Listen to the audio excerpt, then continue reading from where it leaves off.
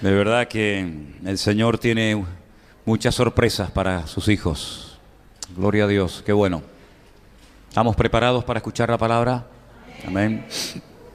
Una de las cosas que sentía decir esta mañana en el culto de bautismo que celebramos es que ese acto que estábamos allí haciendo era una manifestación de un acto de obediencia. Un acto de obediencia a un mandato que el mismísimo Señor Jesucristo cumplió al pie de la letra. Le sorprendió, como dije esta mañana a Juan el Bautista, que el Señor se acercara a él a pedirle ser bautizado. Juan el Bautista dice que se le oponía, decía, pero Señor, yo soy el que tengo que ser bautizado por ti, y vienes tú a pedirme que yo te bautice a ti. El Señor le dije, vamos a cumplir las cosas como tienen que cumplirse, y ese fue un acto de obediencia y de humildad al mismo tiempo tremendo.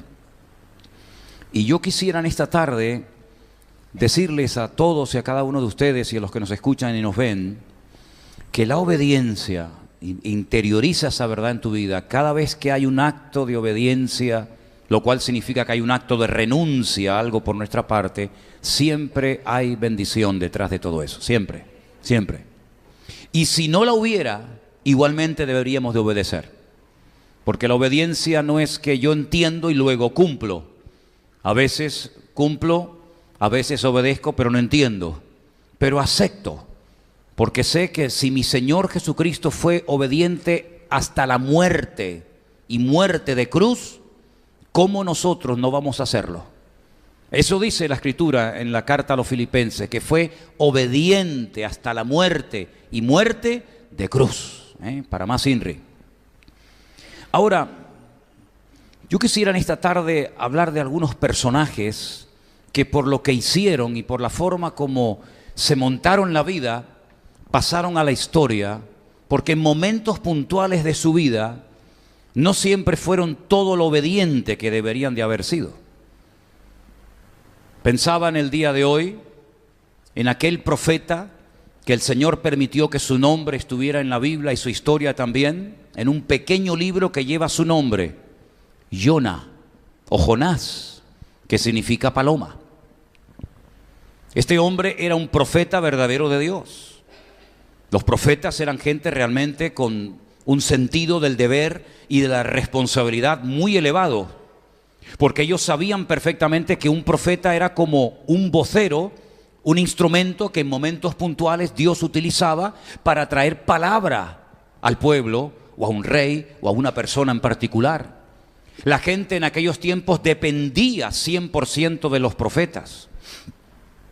Se temía a los profetas, porque a veces las palabras que traían no eran palabras dulces y agradables. Muchas veces los profetas venían con palabras duras, con exhortaciones, con amonestaciones, y generalmente solían llamar al pueblo al arrepentimiento. Y en el caso de algunos profetas, fueron muertos y fueron rechazados y se les intentó tapar la boca para que no siguieran diciendo palabra de Dios.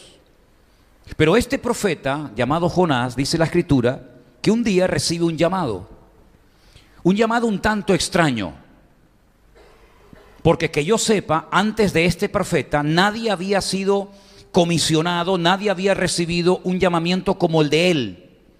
No era un llamamiento para predicar a los reyes del norte, a los reyes de Israel o a los reyes del sur de Judá.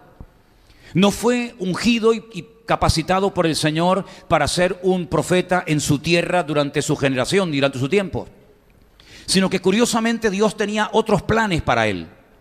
Y los planes pasaban por irse al extranjero, a un país muy lejano. Un país que era un país despiadado, un país que había hecho mucho daño a Israel, un país que en la mentalidad de cualquiera de la época no se merecían el perdón de Dios, porque hacían auténticas barbaridades, humillaban a la gente, los torturaban hasta la muerte con las humillaciones y torturas más dolorosas que ustedes se puedan imaginar. Y no le cabía en la cabeza al profeta Jonás que en un momento determinado el Dios Todopoderoso, el Dios que conoce a la gente aún desde el vientre de su madre, enviara a este hombre al extranjero para que les predicara la palabra, pero el problema no pasaba tanto por eso. Porque en un momento determinado Dios nos puede dar órdenes un tanto curiosas o no sé, opuestas a nuestro estilo de vida o nuestra forma de concebir el ministerio. Sino que Jonás sabía en lo más profundo de su corazón que cuando una persona oye la palabra de Dios, corre el peligro, entre comillas, de ser sacudido, de ser amonestado y exhortado por el Señor, y puede ser que esa persona opte por pedir perdón y por arrepentirse. Y Jonás sabía que cuando una persona se humilla y pide perdón, no importa lo bajo que haya caído. Esto es una cosa que a veces no nos cabe en la cabeza. No importa el pecado más horrendo que haya cometido, cuando hay un genuino y verdadero arrepentimiento, Dios siempre, siempre perdona. Pero no solamente perdona, sino que olvida el pecado por el cual le acabas de pedir perdón. Cosa que nosotros los seres humanos jamás podremos hacer, no porque no queramos olvidar, sino porque Dios ha diseñado la estructura de nuestra mente, nos permite recordar lo bueno y lo malo en cualquier momento. Que no nos domine es otra cosa, pero que si alguien nos ha hecho daño, si alguien nos ha ofendido y lo perdonamos de corazón, podemos recordar en cualquier momento la ofensa, aunque repito, es como una especie de cicatriz, no es una herida abierta. ¿Me explico? Sin embargo, el Señor dice que Él perdona y olvida y arroja a lo profundo de la mar, por poner un ejemplo, los pecados que hayamos cometido contra Él. Es decir, borrón y cuenta nueva. No te voy a echar en cara dentro de 10 años aquella palabra que me hiciste o aquel daño que me causaste, sino que Dios jamás te echará en cara algo por lo cual tú le pediste sincero perdón al Señor. ¿Estamos de acuerdo?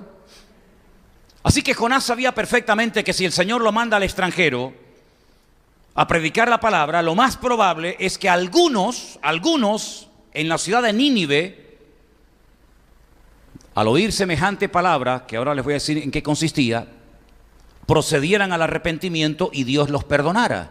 Y algunos se pueden estar preguntando, pero no veo el problema.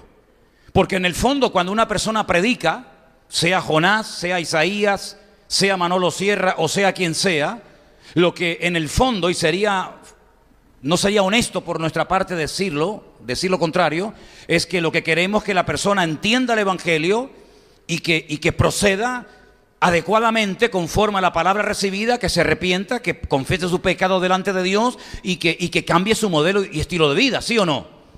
Entonces, ¿dónde está el problema en Jonás? ¿Es que Jonás no quería que los ninivitas se arrepintieran? Pues no. Por eso él se niega rotundamente a ir a predicarles. Porque Jonás lo que quería en lo más profundo de su corazón era venganza. Que murieran, que no se arrepintieran, que no cambiaran de vida y que fueran destruidos por lo malo que habían sido contra el pueblo de Dios, contra el pueblo de Israel. Y además, el mensaje que tenía Jonás era un mensaje duro, que no sé cómo la gente lo iba a recibir, tal vez tenía algo de temor, porque consistía en decirle al pueblo, a la ciudad de Nínive, de aquí a 40 días, Dios ha decidido arrasar con este país. Este país dentro de mes y medio no existirá. Claro, en aquel momento era una maravilla de país. En aquel momento era un imperio tremendamente poderoso.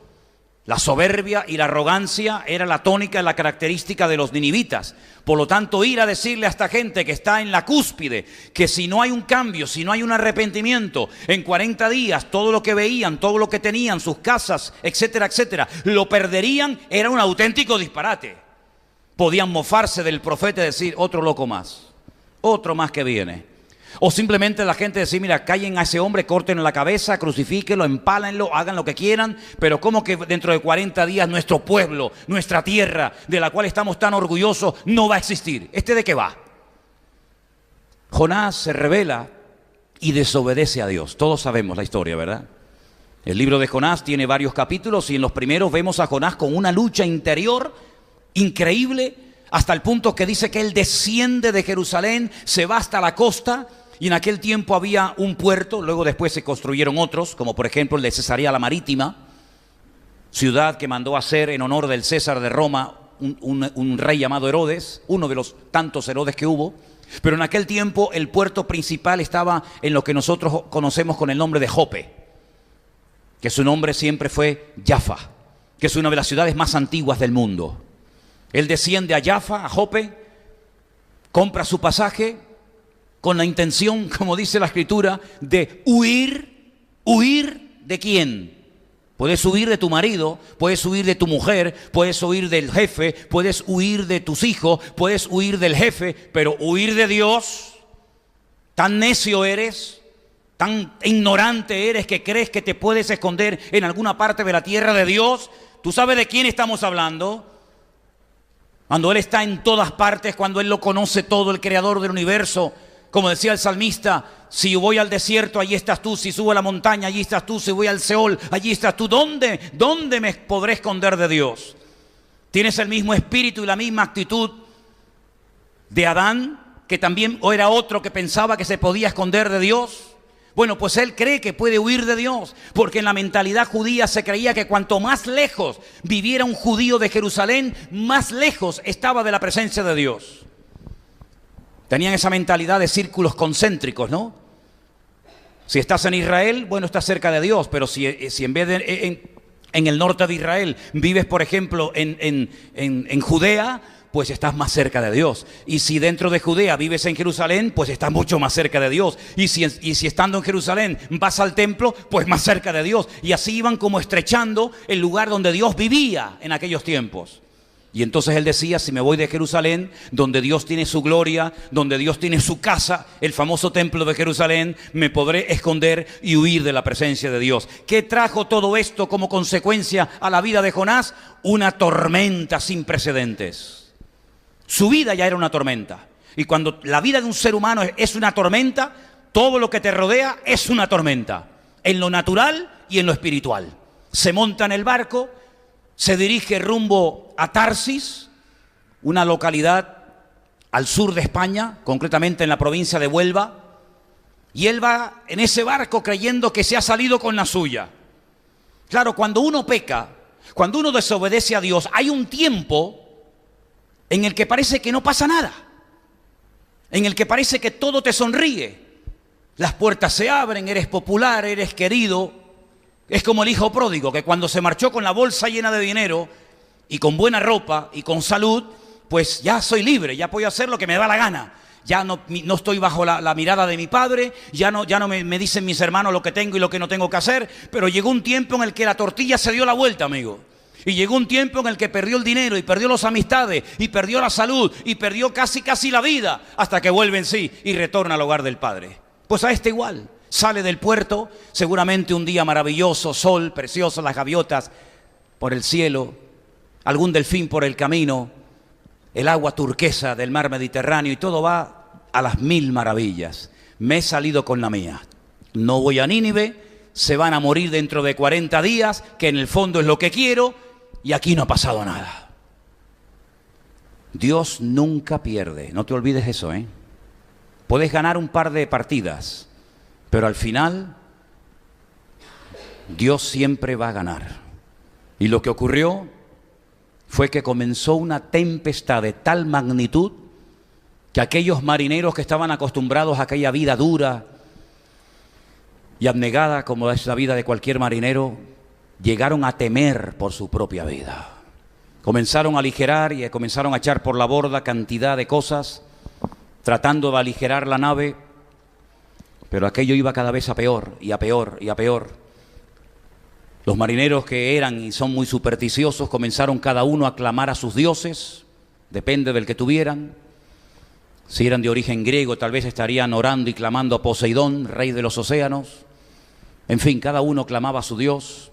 Pero se dieron cuenta, el capitán de la nave se dio cuenta de que faltaba alguien en la cubierta, alguien que no había subido a orar, a clamar, a interceder para que aquello se parara y se calmara la tormenta. Y era un hombre que había comprado su pasaje en Jope, y cuando comenzaron a buscarlo se lo encontraron en el camarote de más abajo, durmiendo como un tronco.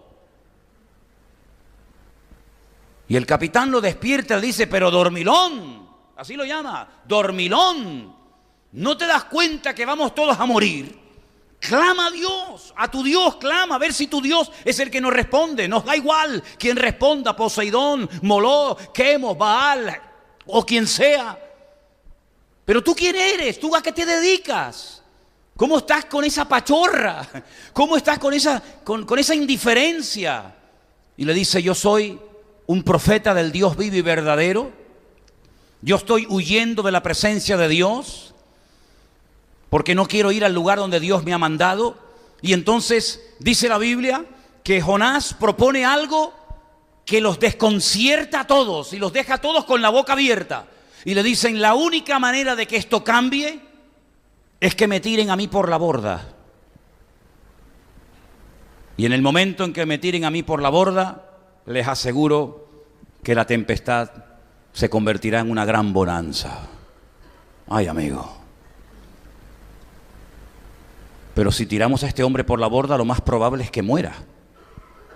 Pero es que eso es lo que quería Jonás. La gente llega a un grado de desesperación y de vacío tan grande que creen que es mejor morirse que seguir viviendo y peleando en la vida. Estamos hablando de un varón de Dios. No estamos hablando de un mequetrefe. No estamos orando de un pagano. Estamos hablando de un hombre que conoce a Dios, que conoce las Sagradas Escrituras. Un hombre que ha adorado al Dios vivo y verdadero de sus antepasados y de sus padres en el templo de Jerusalén. Pues él dice, tíreme por la borda. En otras palabras, estoy dispuesto a morir, pero no voy a ir a Nínive a predicar la palabra. Es desobediencia a la máxima potencia. Y así como la obediencia trae bendición, la desobediencia trae ruina y destrucción. ¿Cuántos dicen amén? Ay, amigo. Lo tiran por la borda. Ya está contento Jonás porque se va a morir. Pero le sale el tiro por la culata. El Señor tenía preparado un enorme pez. La Biblia no dice qué tipo de pez era. Un gran pez que se lo traga vivo.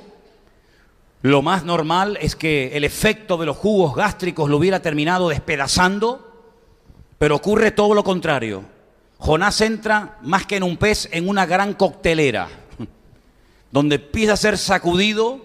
Y este hombre llega a un grado de desesperación viendo que pasa 1 hora, 2 horas, 3 horas, 1 día, 2 días, 3 días. Y entonces llega y clama desde lo más profundo. Era como una especie de submarino en tinieblas. Y dice, Dios, está bien, tú ganas. Iré a Nínive y sácame de aquí y sálvame la vida.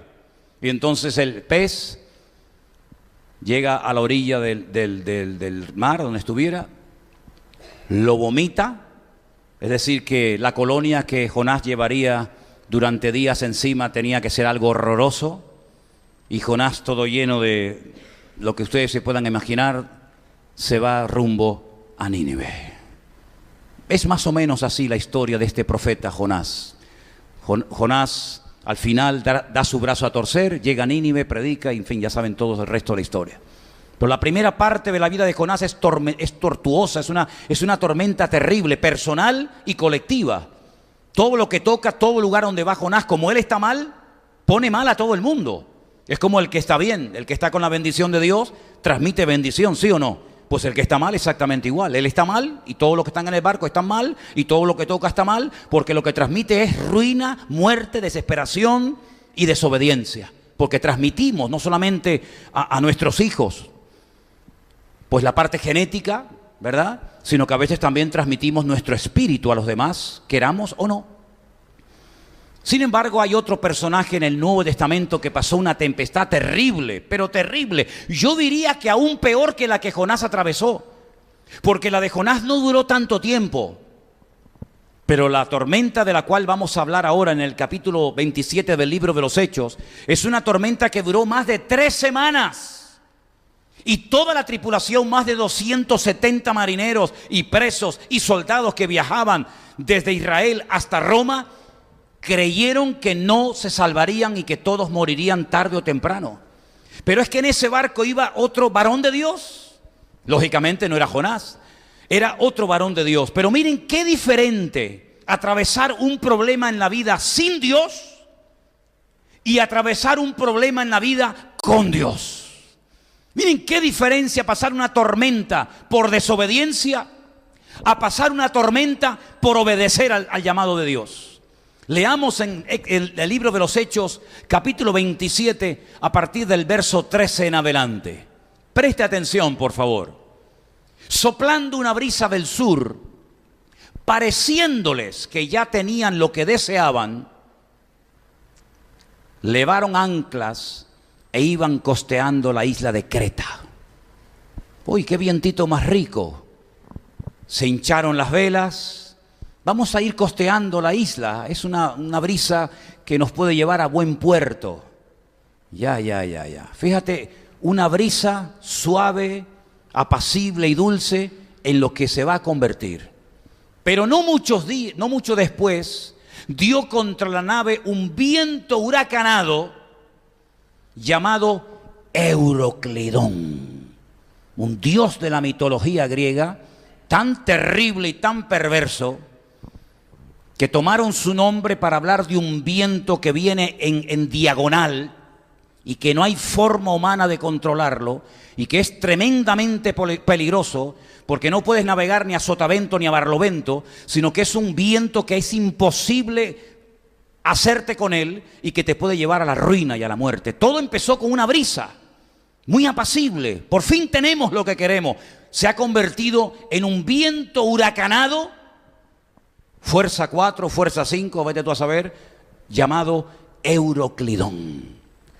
Y siendo arrebatada la nave y no pudiendo poner proa, la parte de adelante, al viento, nos abandonamos a él y nos dejamos llevar. Ya se rindieron, dijeron, mira, hagamos lo que hagamos, es imposible gobernar la nave. Por lo tanto, mira, que sea lo que Dios quiera. Si quieren soltar las velas, si quieren amarrarlas, nos da igual, nos abandonamos. Y que pase lo que pase, que Dios nos coja confesados. Habiendo corrido a sotavento de una pequeña isla llamada Clauda, con dificultad pudimos recoger el esquife, ese barquito pequeño que uno utiliza cuando se va a escapar de la nave, ¿no? Del grande pasas al pequeño. Bueno, lo pudieron recuperar. Y una vez subido a bordo, usaron de esfuerzos para ceñir la nave y teniendo temor de dar en la sirte, arriaron las velas y se quedaron a la deriva. Esto va de mal en peor, ¿eh? Esto es terrible lo que está pasando aquí. Y una vez, pero siendo combatidos por una furiosa tempestad, al siguiente día empezaron a aligerar. Ay, amigo, ahora empiezas a desprenderte de cosas que para ti tenían un valor tremendo. Ahora ya no las quieres. Sudaste, trabajaste y sufriste toda la vida para tener ese coche. Ahora lo odias. Luchaste con uñas y dientes para comprarte esa casa. Ya no la quieres. Luchaste con uñas y dientes para hacer aquel negocio. Ya no lo puedes ver ni en pintura.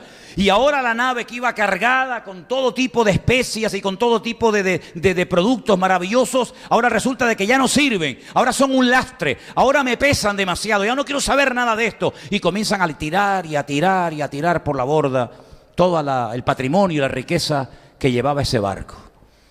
Al tercer día, ya vamos por el tercer día, con nuestras propias manos arrojamos los aparejos de la nave. Y no apareciendo ni sol ni estrellas por muchos días, en aquellos tiempos era fundamental, ¿verdad? En aquellos tiempos la brújula no fue inventada hasta la época del Renacimiento. Las brújulas eran muy rudimentarias, ¿verdad? Y el sol, la luna, las estrellas ayudaban a los marineros, tanto de día como de noche, a orientarte. Si no veo sol, ni luna, ni estrellas, ¿en qué me oriento? Si no sé si estoy dando vueltas en círculos, si voy para atrás, si voy para adelante. Ya ha pasado muchos días, no vemos el sol, no vemos las estrellas, acosados por una tempestad no pequeña, ya habíamos perdido toda esperanza de salvarnos. Toda. Entonces Pablo, como hacía ya mucho que no comíamos, claro, ¿quién tiene apetito con semejante tempestad? Si ya habrían echado no solamente por la borda los enseres de la nave, sino, ¿no? Los peces estaban haciendo de oro con todo lo que estaba cayendo allí, ¿no? Dice, como no comíamos, puesto en pie en medio de ellos, dijo, escucha, porque él también va en la tormenta. Pablo no va en un yate de 5 estrellas viendo cómo están sufriendo los demás, no, él va en la misma nave. Él tampoco ha comido. A él también le afectan las circunstancias, pero él se pone en pie y dice: habría sido cierto conveniente, oh varones, haberme oído y no zarpar de Creta tan solo para recibir este perjuicio y pérdida. Es decir, aquí vemos cómo Pablo había advertido a la tripulación, al capitán, a la nave, de que no salgan. No, pero que no salga, que esto es simple apariencia, que detrás de esta brisa, detrás de este vientito bonito, que viene un huracán, que esto va a ser peligroso, que lo que empieza mal termina peor. Pero no le hicieron caso. Por eso él dice: les recuerdo que yo les dije que no saliéramos, que no lo hiciéramos, que no te metieras en ese jaleo, que ahora no saben ni cómo salir de él. Pero ahora os exhorto a tener buen ánimo, pues no habrá ninguna pérdida de vida entre vosotros, sino solamente de la nave. Mira, si para que aprendas tienes que perder todo,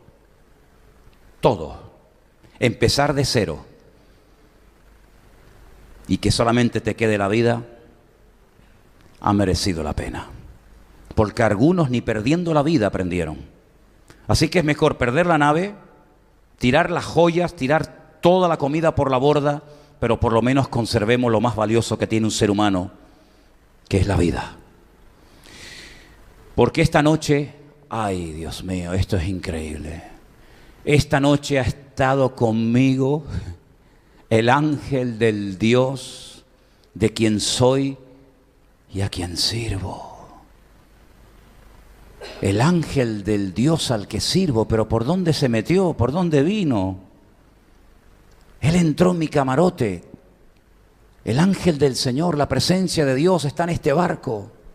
Y miren, Pablo dice: no temas, porque es necesario que compadezcas ante el César, y he aquí Dios te ha concedido a todos los que navegan contigo. Palabras de ánimo, palabras de aliento. Miren, yo voy preso. Pablo iba con cadenas. Pablo iba a Roma preso. No iba de vacaciones, a ver la Fontana de Trevi, a ver el Coliseo romano, a darse una vuelta por el sur de Italia, por la Toscana y sacar fotografía. No, él iba preso, condenado a muerte. Lugar, por cierto, donde moriría 2-3 años después de esta tormenta. Pero la presencia del Señor no se ha ido de él. Él sabe que tiene que ir a Roma. El Señor le está diciendo que vaya y predique el evangelio en Roma. Él no es como Jonás, que dice: yo no voy y por eso hay una tormenta. No, él dice: yo voy. Pero hay tormentas que produce el diablo y hay tormentas que produce Dios. ¿En cuál estás tú metido? ¿En una tormenta que ha mandado el Señor para mostrarte que a pesar de que estás en una tormenta, Dios está contigo? ¿O en una tormenta que tú has provocado por no hacerle caso a Dios y por haberte metido en un barco en el cual nunca tenías que haberte metido a navegar? ¿En qué tipo de tormenta te encuentras, amigo mío? ¿En qué tipo de tormenta? ¿Y en esa tormenta estás solo? ¿Te quieres morir? ¿O en esa tormenta está el ángel y la presencia del Señor diciéndote: Pablo, tranquilo, no tengas miedo? Si se mantienen unidos, ni uno va a morir en la nave. ¿Te das cuenta? 2 hombres de Dios, pero uno produce una tormenta por desobediencia y sufre las consecuencias. La otra tormenta, donde Pablo viaja, él tiene palabras de aliento y de ánimo a los demás, porque él sabe que habrán obstáculos, habrán dificultades, pero todo lo puedo en Cristo que me fortalece. Porque él sabe que en la tormenta no va solo. Jonás iba solo porque iba en desobediencia, y cuando uno va en desobediencia y en rebeldía va solo, te buscas la vida, no quieres a Dios, te aguanta. Pero Pablo es todo lo contrario. Pablo va en obediencia, Pablo va a predicar el evangelio, Pablo va a servir al Señor, y habrá una tormenta, pero no importa, voy a llegar igual porque Dios me ha dicho que tengo que ir a Roma. Y no importa si el barco se hunde, no importa si me pica una víbora como le picó cuando llega a la isla de Malta, no importa si el barco se hunde, si mi Dios me ha dicho que me va a llevar allí, yo voy a llegar porque Dios es fiel y Dios no miente. ¿Cuántos dicen amén? Asegúrate, piensa bien lo que te digo, asegúrate de que la tormenta que vayas a pasar en el futuro o la que estás pasando en el presente sea una tormenta de parte de Dios, y no una tormenta que por tu mala cabeza y por tu desorden, por tu soberbia y por darle las espaldas al Creador te la has buscado y te la has creado tú mismo. Por eso cuando vamos a la palabra del Señor nos encontramos que el tema, el concepto obediencia, es algo tan importante. Ahora, creo en lo que voy a decir que no estoy errado. El ser humano por naturaleza tiende a ser desobediente. No sé si ustedes nacieron con el concepto de obediencia tan claro que a todo lo que decía mamá y papá, automáticamente el niño y la niña decían, sí mamá, lo que tú digas. Generalmente el ser humano, por ser un ser caído, desconectado de su creador, tiene una tendencia a ser desobediente, a ser rebelde. No hay que enseñarle al niño a rebelarse. O ustedes le han enseñado y le han dado clases particulares a vuestros niños para ser desobedientes y para no hacer caso a lo que dicen los padres. ¿Habéis dedicado tiempo a vuestros niños para decir, ven aquí? Cuando mamá te diga, ven aquí, tú no vengas. Cuando mamá te diga, pórtate bien, tú pórtate mal. Cuando papá te diga, vete al colegio, tú escúpele. Cuando tú le digas, no hay que enseñarles eso, lo llevan dentro, es algo genético, es algo inevitable. No importa si es el hijo del pastor, la hija de quien sea. La desobediencia es un virus, un cáncer que llevamos dentro, los seres humanos, desde que nacemos hasta que morimos. Por eso tenemos que aprender, no a desobedecer, que ya lo sabemos hacer y muy bien, sino la Biblia nos dice que tenemos que aprender a ser obedientes. Y hay un versículo que leía hoy, que lo apunté aquí, que digo, este versículo lo voy a leer esta tarde, porque es una bomba, Esto es una bomba lo que voy a leer ahora. Hebreos capítulo 5, verso 8. Mira lo que dice eso. Hablando de Jesucristo, del Hijo de Dios, y dice, y aunque era hijo, por lo que padeció, aprendió la obediencia. Es decir, hasta el mismísimo Señor Jesucristo, aunque como todos sabemos era el Hijo de Dios, el Padre tuvo que hacerlo pasar por pruebas, por presiones, por dificultades, para que a través de todo eso aprendiera a ser obediente. Efectivamente es lo que te he querido decir. Y aunque era hijo, por lo que padeció, aprendió a ser obediente. Y podemos decir, sin temor a equivocarnos, que Jesús era la obediencia personificada. ¿Cuántos dicen amén? Obediente hasta la muerte. Y la muerte de cruz, dice la carta de Pablo a los filipenses. Obediente en todo. Llegó a decir un día, hermanos, a los religiosos de la época, miren, lo que yo enseño, lo que yo hablo, lo que yo predico, no lo hablo por mi propia cuenta. Ni siquiera cuando veo a un cojo, a un mudo, a un paralítico, a un endemoniado, a un muerto, ni siquiera los milagros que hago, los hago porque me salió del corazón ayudar al pobre hombre que estaba ciego o leproso, paralítico, no, sino que todo lo que hago en la vida y todo lo que digo es porque mi Padre me dice que lo haga y que lo diga, y si no, no sería capaz de hacerlo. Hasta en eso era obediente al Padre. ¿Qué te parece? Cuando era pequeño, tenía 12 años, dice que se quedó un tiempito más en Jerusalén. Los padres se fueron a su casa y dice que lo perdieron. Y volvieron y le dijeron, hijo, ¿qué haces aquí? Tienes que venir con nosotros, no te puedes quedar aquí solo. Y dice que volvió con sus padres y estuvo sujeto a sus padres hasta la edad de 30 años. Igualito que los hijos de hoy en día. Igualito. Igualito. Ay, amigo.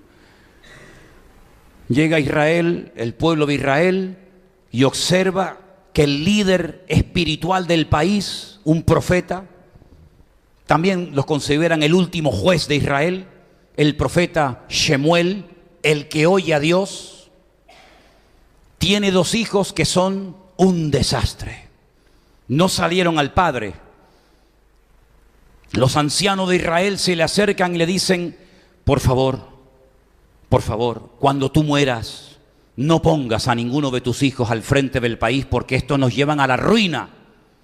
Tú has sido un buen hombre espiritual, te queremos, te respetamos, has sido un ejemplo, pero tus hijos son un desastre. Ya los has puesto, has hecho un experimento con ellos en el sur del país y han hecho un lío que ni te imaginas. Nómbranos a un rey. Y Samuel le dice, pero ustedes ya tienen un rey. Nuestro Dios, aunque no lo vemos, es nuestro rey. Ellos dijeron, no. Queremos tener un rey como todas las naciones tienen, un rey de carne y hueso. y le dice, pero ustedes no saben lo que están pidiendo. Cuando ustedes tengan un rey de carne y hueso, os quitará parte de vuestras cosechas para él y se llevará a vuestros hijos para que sean sus soldados y sus capitanes y sus generales. Ustedes no saben lo que están pidiendo, pero ellos seguían, queremos un rey, queremos parecernos a las naciones que nos rodean. ¿Y tuvieron un rey? Pero el juguete se les rompió al poco tiempo. Al final, el primer rey que tuvieron, Shaul, el mismo nombre del profeta, del apóstol Pablo, que era Shaul, exactamente igual, porque eran de la misma tribu, la misma familia de Benjamín. La Biblia nos enseña que Dios llega un momento en que le dice a Samuel, no me ores más por este hombre. Para Dios cansarse de alguien, lo harto que tenían que tenerlo, Para Dios decirle a una persona, no ores, pero Señor, no ores, porque lo que me pidas por él no te voy ni a oír. Lo harto que tenía que tener este hombre a Dios, Cuando el Señor lo que quiere es que oremos y que clamemos, pero no que perdamos el tiempo, sino que seamos sabios cuando demos, que seamos sabios cuando oremos, que seamos sabios con nuestra vida. Y el profeta Samuel estaba obsesionado con este hombre. No había manera, le decías una cosa y hacía todo lo contrario. Y Dios le dijo, no me sirve este hombre. Sí, muy imponente, muy alto, todo lo que quieran, pero es un desobediente. Es una persona que hace las cosas como le dan la gana y luego encima le echa la culpa a los demás. No ores más por él, yo ya me he levantado, yo ya he preparado a otro hombre conforme a mi corazón. Un hombre sumiso, un hombre fiel, un hombre obediente. No ores más por él. Y fíjate en 1 Samuel, capítulo 15, versículos 22 y 23 lo que dice. Dios lo manda a Saúl, le da otra oportunidad más para que demuestre a ver si ha cambiado, para que demuestre su seriedad. Y le dice, vete a un enemigo que se llama Amalek y ya sabes lo que tienes que hacer. Tú sabes lo que Amalek le hizo a tus antepasados y si tú no terminas con este problema hoy, las próximas generaciones van a sufrir mucho por culpa de esta gente. Así que ya sabes lo que tienes que hacer. Vas y cumples mi orden. Allí se va Saúl. No hace lo que Dios le dice, hace lo que él cree que debe de hacer. Y en el capítulo 15, versículo 22 dice, Samuel le dijo, ¿se complace el Señor tanto en los holocaustos y víctimas como en que se obedezca a las palabras de Dios? Ciertamente el obedecer es mejor que los sacrificios. Fíjate a quién le está hablando, a un judío que están todo el día con sacrificios para arriba, sacrificios para abajo. Y toda la ley prácticamente gira en torno a sacrificios y holocaustos por la mañana, holocaustos por la tarde, holocaustos por la noche, becerros, corderos, cabras. Bueno, pues Dios dice, yo prefiero que me obedezcan porque para mí es mejor que me obedezcan, mejor que me estén todo el santo día presentando sacrificios. Y prestar atención para Dios es más importante y de más valor que la grosura de los carneros. Y ahora viene una palabra en el 23 muy interesante donde dice el Señor, porque como pecado de adivinación, lo que hacen las que tiran las cartas, lo que hacen o intentan las que leen las manos, las que observan las estrellas, las que encienden las velas negras, las que se ponen las bolitas de colores en el cuello y en los brazos, para Dios, como pecado de adivinación es la rebelión. La gente rebelde para Dios son como santeros. Ay, amigo. Y como idolatría, la obstinación. Por cuanto tú desechaste la palabra de Dios, Dios a ti también te ha desechado para que nunca más seas rey. Se acabó, fuera. Pasamos la página. ¿Cuál fue el motivo por el cual Dios desechó a este rey? ¿Porque no ganaba las guerras?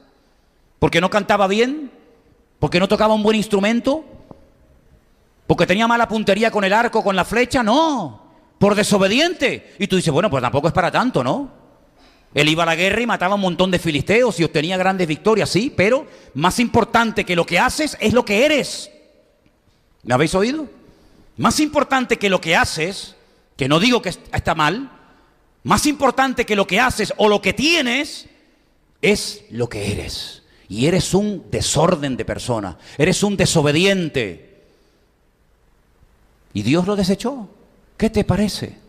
Ahora podemos entender ¿cómo Dios no va a hablar con voz audible el día que su Hijo Jesucristo, la obediencia personificada, recorre desde Galilea hasta el río Jordán, donde está Juan Bautista bautizando y se bautiza? ¿Cómo no va a hablar Dios y a decir lo que dijo? Este es mi Hijo amado, en el cual deposito toda mi confianza y en el cual me gozo y pongo toda mi complacencia. ¿Cómo no va a hablar Dios? Cuando Dios ve la obediencia de su Hijo, la humildad de su Hijo, habla. Pero cuando Dios habló acerca de Saúl, lo que dijo fue todo lo contrario. No dijo, miren a Saúl, el hombre obediente, el hombre más cerca de mi corazón, el hombre que le digo una cosa y hace todo exactamente igual, sino dice, no me sirve, lo he desechado, busquemos a otro hombre. ¿Qué te parece? La obediencia es un imán que atrae la bendición de Dios al hogar, que atrae la bendición de Dios a la iglesia, que atrae la bendición de Dios a la familia, que atrae la bendición de Dios a tu vida. Pero la desobediencia es lo peor y lo más inmundo y lo más repugnante que Dios puede encontrar en nuestra vida, porque está basada en algo que se llama rebelión. Y el padre de la rebelión, el que está detrás de todo acto de rebeldía y desobediencia, ¿saben quién es? Satanás, el diablo, que ha sido rebelde y ha sido desobediente desde el principio hasta el final. Por eso, amados hermanos, qué importante es obedecer a Dios en todas y cada una de las cosas que Él nos mande hacer. Entendamos o no, porque lógicamente entender y cumplir no hace falta ser muy listo. Pero cuando Dios nos pide algo, cuando Dios nos exhorta, cuando Dios nos amonesta, cuando Dios nos corrige, cuando Dios nos disciplina por algo que tal vez no entendemos, pero obedecemos con gozo y con alegría, el Señor siempre honra y el Señor siempre bendice, porque la obediencia trae la bendición de Dios a nuestras vidas. ¿Cuántos dicen amén? ¿Se lo podría decir al que está a su lado? La obediencia trae bendición a nuestras vidas. Amén.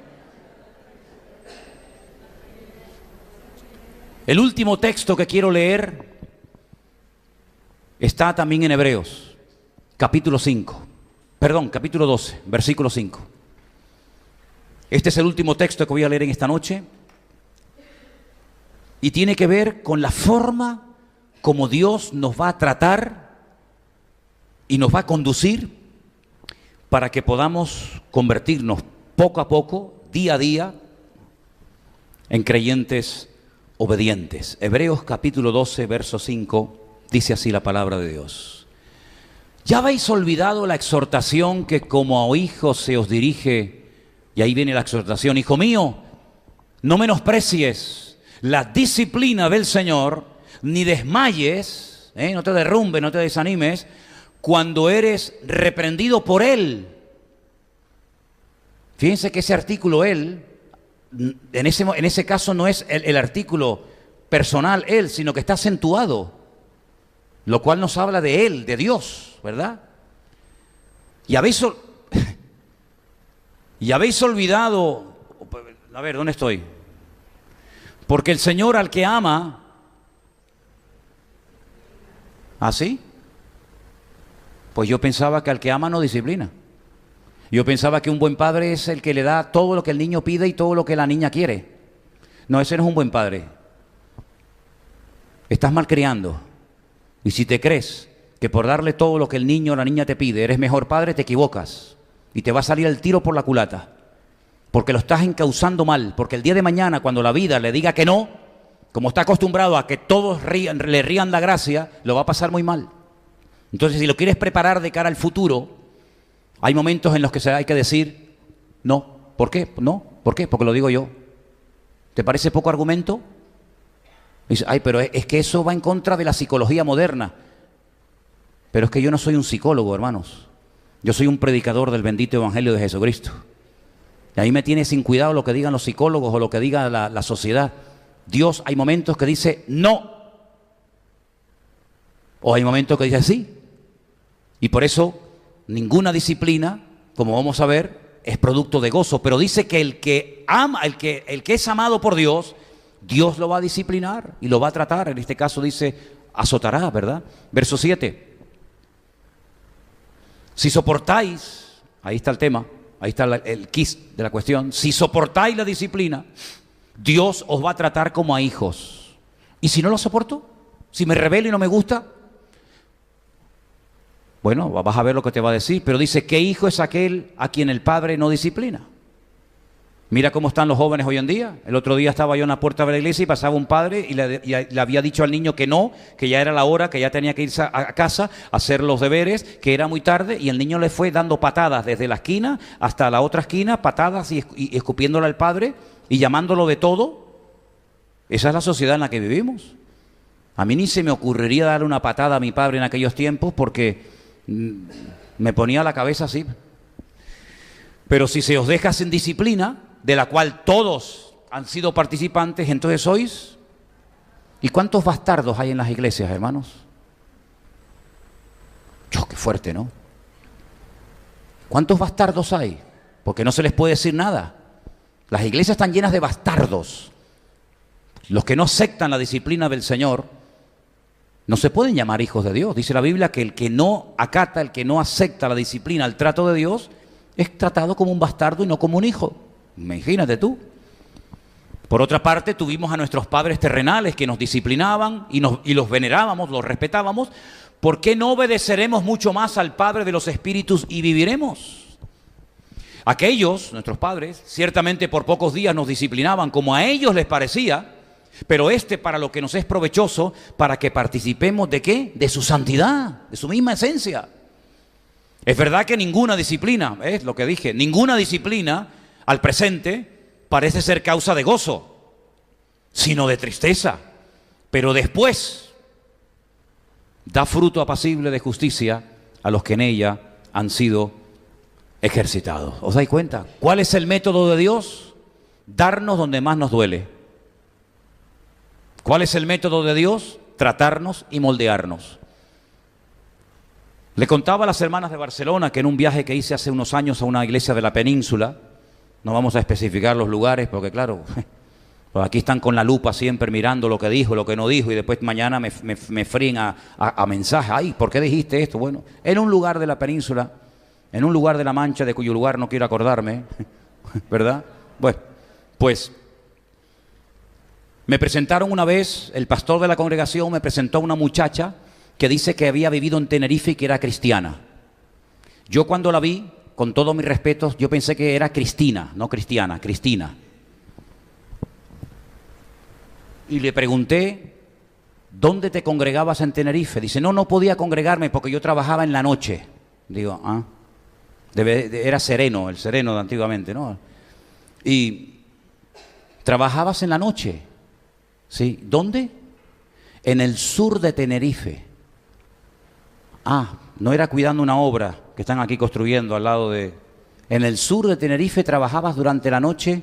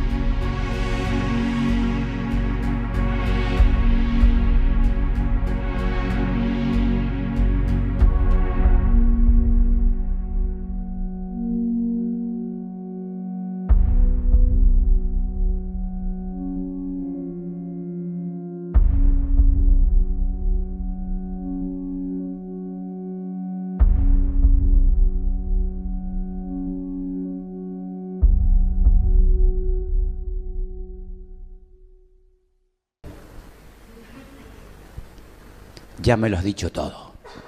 Y le digo al pastor, ella no es cristiana, es Cristina. Y me dice, Manolo, ¿cuándo aprenderás que para tener una iglesia grande y con mucha gente tienes que permitir muchas cosas? ¿Qué consejo me dio el pastor? Ya no me invitó nunca más a la iglesia. Y le dije, pues probablemente nunca tenga una iglesia muy grande. Porque si para tener gente tenemos que permitir desorden, y que cada uno viva como Pancho Villa y que esto sea una merienda, ¿verdad? Digo, pues lo lamento mucho, querido, pero el Señor quiere de nosotros seriedad y compromiso. Y probablemente, a lo mejor no le gustó lo que le dije, pero me dio igual, exactamente igual. Porque vemos en la palabra de Dios que Dios a nosotros nos quiere hacer, no se consigue de la noche a la mañana. Yo estoy en ello, estoy en ese proceso, no lo he alcanzado en todo, estoy en ello. Pero llegar a ser un creyente obediente lleva años, porque Dios tiene que tocar todos los palos de tu vida, tiene que tratar con todas las áreas de tu vida, con todo.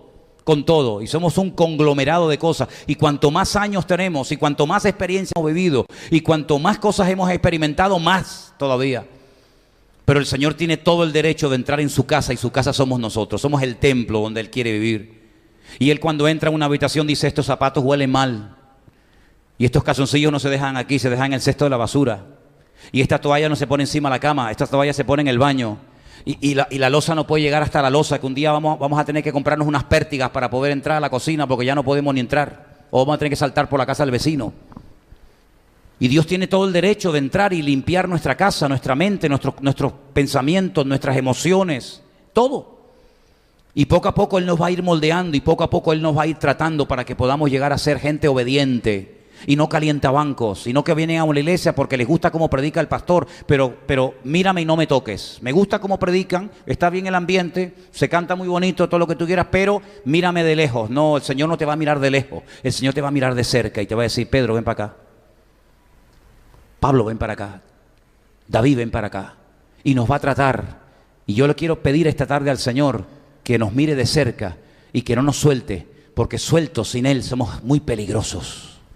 Muy peligrosos. Pero cerca del corazón de Dios podemos, por la gracia de Dios, ser muy productivos y de bendición para otras vidas. ¿Cuántos dicen amén? Tú eliges, hermano, tú eliges qué modelo de vida vas a vivir. Una vida sometida al Espíritu, una vida sometida a la voluntad de Dios, o una vida como caballo desbocado.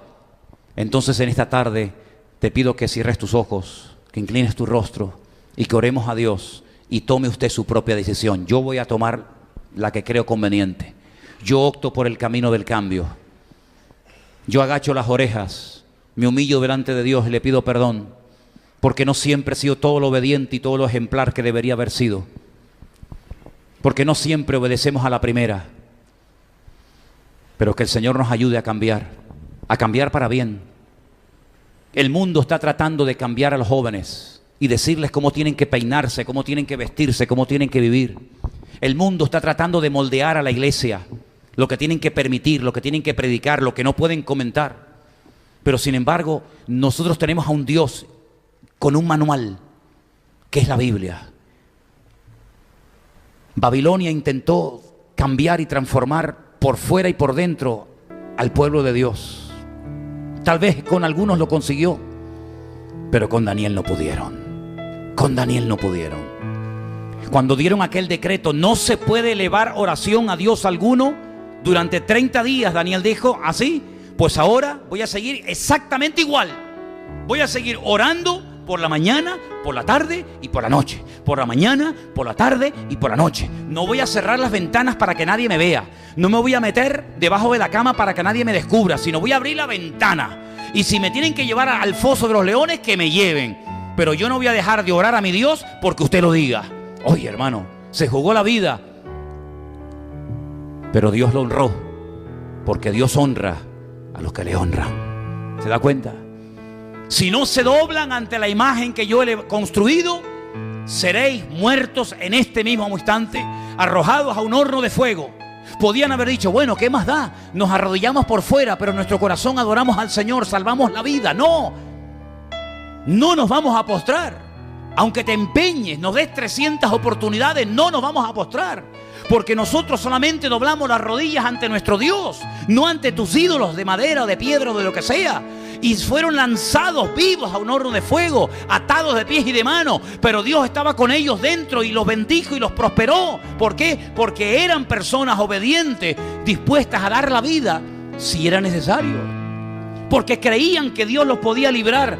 Pero también dijeron: pero si no los libra, porque de algo hay que morir. Claro, a todos nos gustaría cerrar los ojos y quedarnos dormiditos en la cama y ahí nos fuimos. Pero si Dios ha elegido que yo muera quemado, tampoco me voy a postrar. ¿Te das cuenta, hermano? Pero para llegar a esos niveles de espiritualidad, para llegar a esos niveles de fe, hay un proceso. No cortes el proceso, no abortes, por favor, no abortes la obra de Dios en tu vida. Deja que trabaje en ti. Señor, te damos gracias en esta tarde por tu palabra. Gracias porque tú eres nuestro ejemplo de obediencia en todo. Yo te pido, Señor, que nos hagas gente obediente. Quita la rebeldía de nuestros corazones. Quita ese espíritu de creernos sabios. Señor, obra en nosotros de tal manera que no nos cueste decir amén, Señor, como tú quieras, como tú digas, Maestro. Que nos gocemos diciéndote, está bien, Señor, si así tú lo quieres, amén.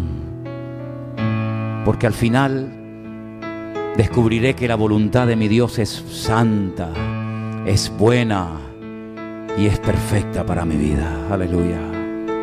Ayúdanos a ser obedientes. Te lo pedimos en esta noche en el nombre de tu amado Hijo Jesús. Amén, amén y amén. Gloria a ti. Ponemos de pie, queridos hermanos.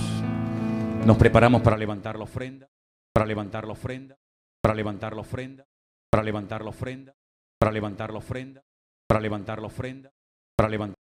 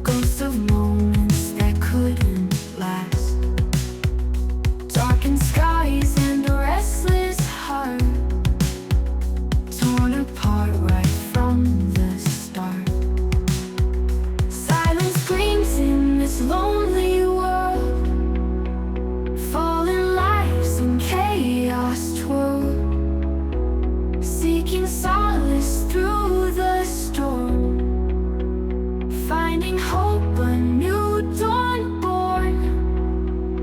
Haunting echoes, fear and woe.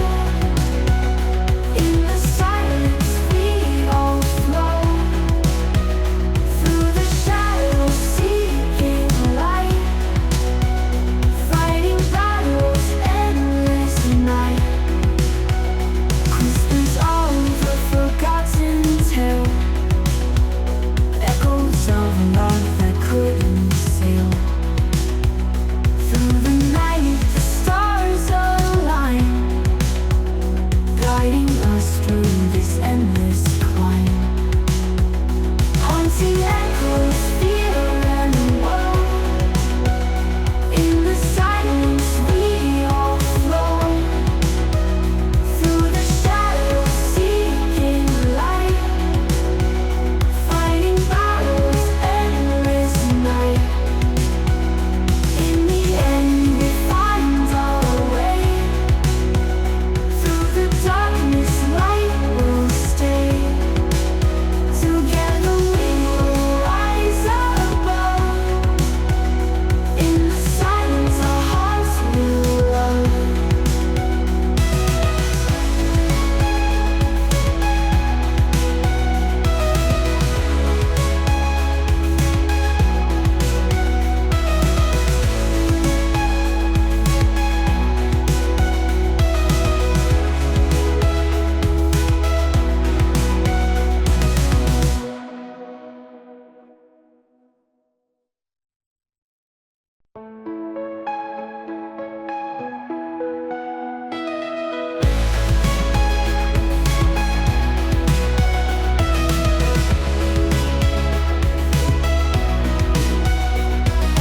Shadows, darkness lies, broken dreams, silent cries, searching for the light within the haze, lost in time, endless maze. Echoes call through empty streets, lonely souls